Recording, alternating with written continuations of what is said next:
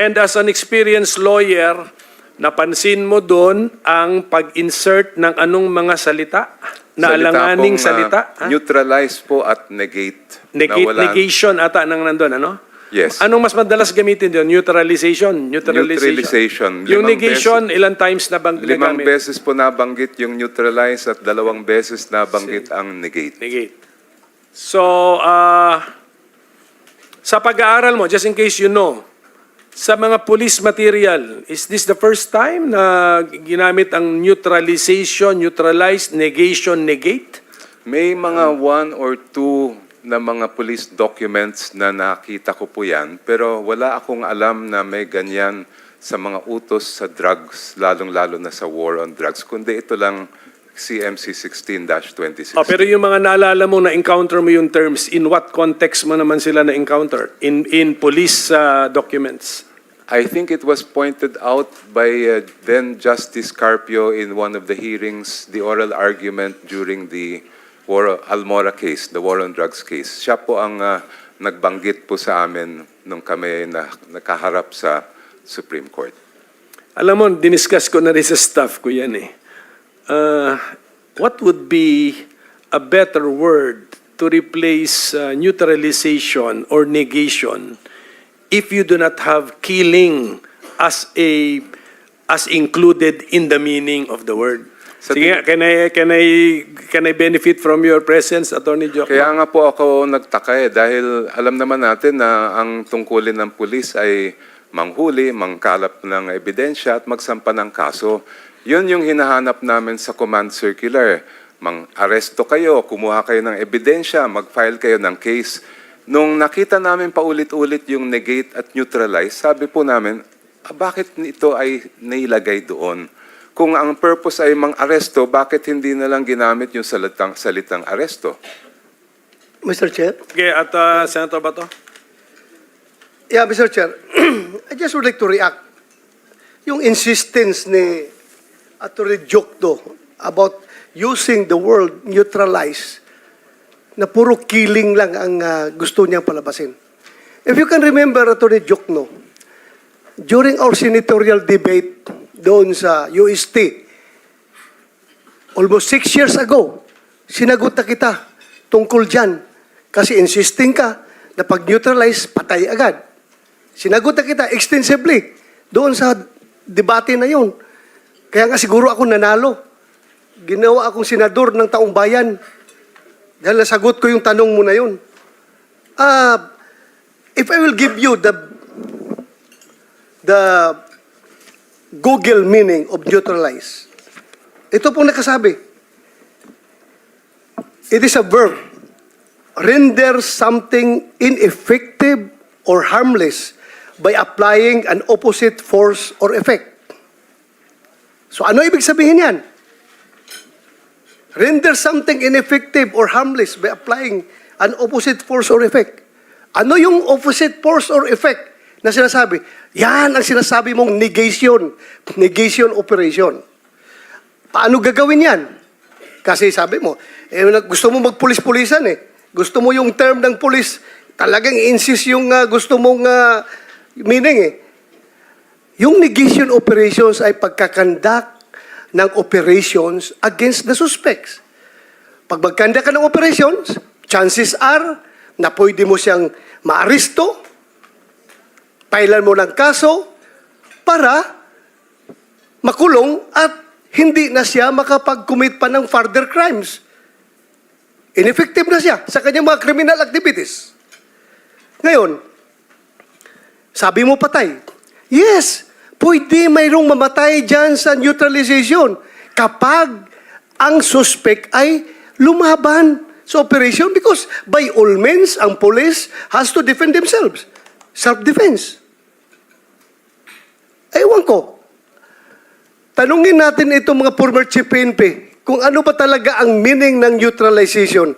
Dahil alam ko, police, military, at maraming organization gumagamit ng term ng neutralize. Binibigyan lang kasi ng masamang meaning nitong mga anti-Duterte na people.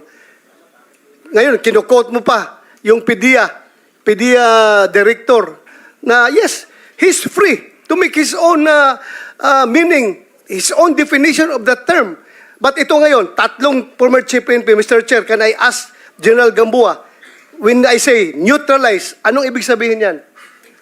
You have the floor. These three former PNP chiefs came after the PNP chief Bato. So tama. So, Correct. Yes. And if So, indeed that memorandum that I signed, cited by Attorney Jokno, was true, nabasa then nila eh. they were covered by that memorandum. And I would like to seek their opinion as to the intent of that memorandum. Is it really killing? Otherwise, kung gusto kong patayin yung mga suspect na yan, bakit pa ako gagamit ng neutralized term? Gagamitin ko ang to kill. Bakit ko pa gagamitin yung term ng neutralized, Mr. Chair?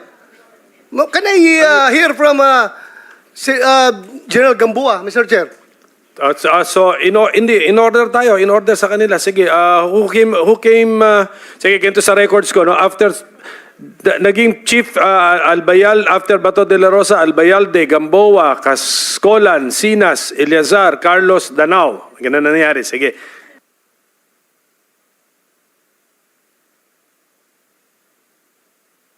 Okay, the question of Senator Bato, he wants to direct it first to lawyer pa pala itong ating lawyer, former police chief, Attorney Archie Gamboa. Yes, sir. Thank you very much, Mr. Chair. First, I'd like to put everything in the proper context because if you only deal with how Attorney Jokno has interpreted the Command Memorandum Circular, you will have that kind of bias. Now, as an opinion, there are at least 3 laws that prohibits disclosure of classified documents. There's NAPOLCOM Circular 2016-002. There's Republic Act 3019, Section 3. And there's Republic Act 6713, Section 7. All of this prohibits on the part of the government employee to divulge plans like this. For your information, that plan that was presented is classified as confidential. There are limits to the access of that. Why? Because while it may not endanger national security, peace and order, and public safety, it might be prejudicial to the interest, prestige of national government activities. It may cause administrative embarrassment. It may cause unwarranted injury, and it may be advantageous to other nations. I am telling this because first and foremost, those documents are not supposed to be accessed by the public. But this responsibility lies on the government employee themselves. Pero ito, wala na tayong magawa, Mr. Chair, dahil lumabas na siya. Now let's go back to how policemen would interpret this. Before we became members of the Philippine National Police, we were members of the Philippine Constabulary. And the word neutralization can often be found in operational plans of the military. It's always there. So probably, as we transition to the now Philippine National Police, we carry the same interpretation.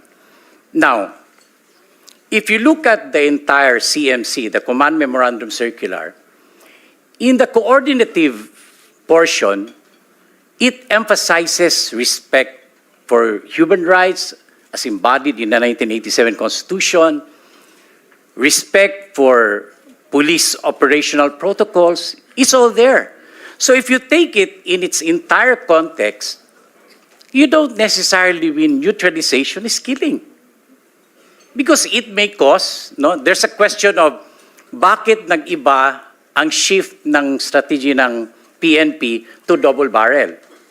Bakit merong tukhang, merong HVT na sinasabing nagde-determine ng drug list? when you are a member of the military, even in our campaign against the insurgents, we always start with the order of battle. The order of battle is the list of suspected communists, be it armed guerrilla or even legal fronts. Because this is where you start your work. Because if you start from nowhere, where are you going to go? That's why in our campaign against illegal drugs, we start with a drug list, those that are listed. And then from there, we develop strategies first to look at them, maybe if we can file the appropriate cases or conduct probably bypass operations. Ang mahirap kasi if you take this into just one context and one page, actually I have listed that during the CMC 2016, there was a mention 4 times, page 3, page 12, page 15, and page 16, and negation in page 5. But if an ordinary policeman would interpret this, it means it will still be based on how the law operates. As a chief PNP and as a lawyer, I would not allow that it will go out of the bounds of the law. Mahirap kasi pag kunin mo yung context na iisang page lang or dito ka lang sa neutralization. Why don't you go through the different pages? This is a memorandum circular covered by almost 18 pages. And take the interpretation in its entirety. Hindi lang doon sa neutralization. I don't know what could be the reason, but that's how a former chief PNP and a lawyer says it. Thank you, Mr. Chair. Thank you. Mr. Chair, I have given this body the Google meaning of the word neutralization. This time, I would like to share with you the police meaning of neutralization as defined in page 188 of the Police Operational Procedure Manual. And it says, neutralization, a police intervention in strict accord with the use of force continuum and or principle of proportionality on the use of force purposely to contain or stop the unlawful aggression of the offender.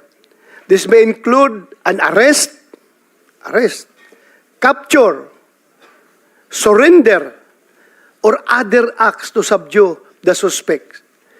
Wala mang nakalagay dito na kill sa definition ng PNP Operational Manual, Mr. Chair. Thank you, Mr. Chair.